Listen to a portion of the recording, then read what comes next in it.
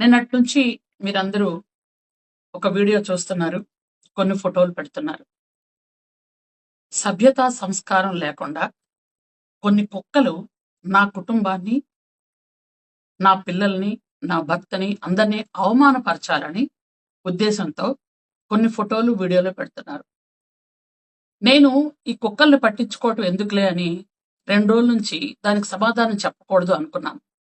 కానీ నన్ను అభిమానించే వాళ్ళు కొంతమంది అసలు విషయం ఏంటో తెలియక కంగారు పడుతున్నారు. అందుకనే ఈ వివరణ నేను ఇస్తున్నాను.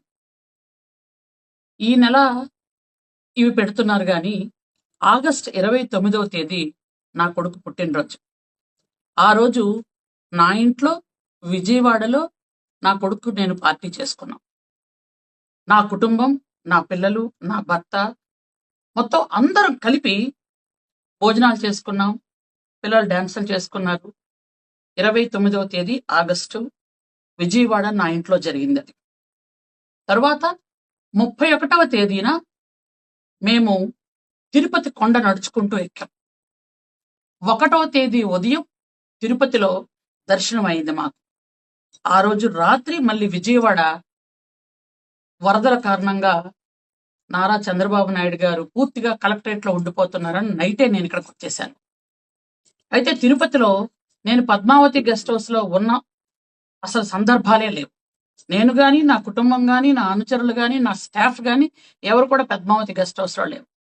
అయినా ఒక అమ్మవారిని కొలిసే వ్యక్తిగా, ముత్యాలమ్మ తల్లి జాతరను జరిపించే వంశంలో పుట్టిన ఆడబిడ్డగా నేను చెప్తున్నాను, తిరుపతిలో అలాంటి పిచ్చి పనులు, పనికిమాలిన పనులు ఎవరు చేస్తారో మీ అందరికీ తెలుసు. నిజంగా అట్లాంటి పనులు చేసినా, ఆ దేవుణ్ణి అవమానించినా ఇంతకు పూర్వం ఏమైపోయారో మీ అందరికీ తెలుసు. నేను అమ్మవారిని కొలిసే వ్యక్తిగా, ఆ గోవింద నామాలు జపించే వ్యక్తిగా చెప్తున్నాను.